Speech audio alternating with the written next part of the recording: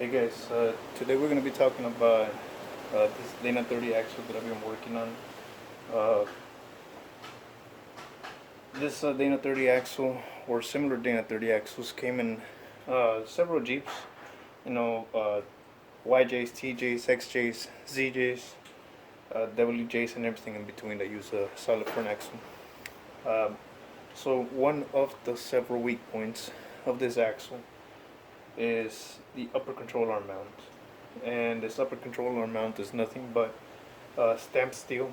It's about maybe an eighth inch thick, and this is very prone to bending and warping and receiving a lot of damage to it, or can easily be damaged. Um, this axle in particular, it has a small bend right here, but the rest of the mount is still okay.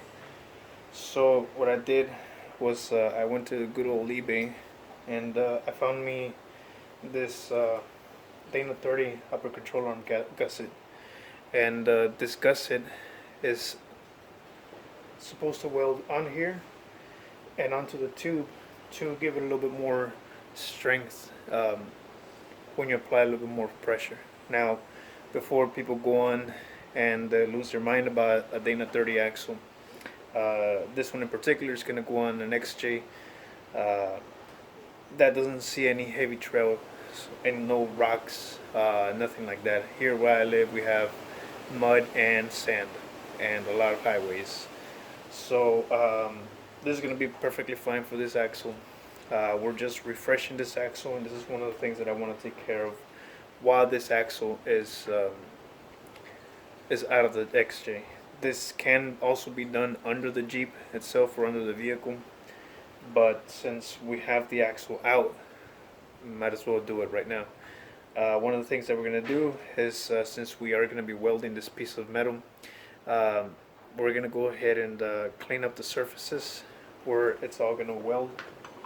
We're going to come up here, I'm going to fit it, and one of the things that we got to be careful about is how much we actually weld this onto, because this doesn't have the control arm bushing, so we got to be considerate about how far in we leave that so that we don't obstruct the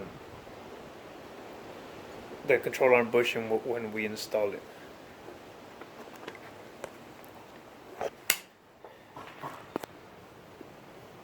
And this is what I mean by that.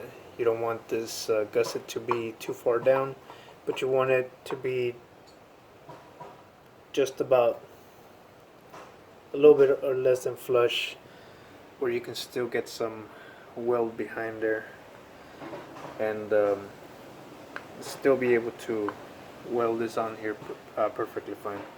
So we are gonna clean this up. You can either use a die grinder, you can use a filing tool, sandpaper, anything you got on hand to clean this metal up. This one in particular has some spray paint on there, and we'll take it from there. Okay, now that we have these surfaces cleaned, I took a file and I cleaned down all of these things, and I hit it lightly with a wire brush just to get some of that paint off of there. I also took some of the mill scale off of this, just on the one side that's going to be welded on, since you do need at least a decent kind of clean surface. You don't want this full of paint and rust or mill scale that's going to make your weld come out very bad looking, contaminated welds and that sort of thing. So we're going to go ahead and set this up, fit this up one more time. We're going to put on our PPE, and we're going to start burning it in.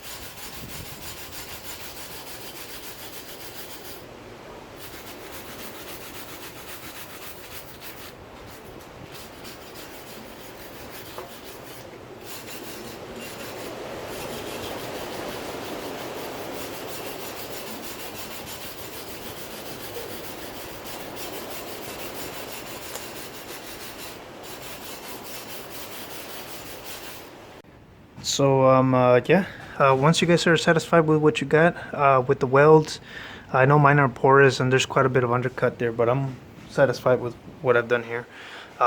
If you don't feel comfortable or you think this needs a little bit more support, go ahead and take it to somebody who knows what they're doing. But for now, I'm gonna clean it up a little bit more. I'm gonna leave the welds as are, and I'm gonna spray some paint on the inside and spray some paint on the outside and press in the new control arm bushings once it's cool. But yeah, guys, this is it. Hope this helps somebody out, and thanks for watching, guys.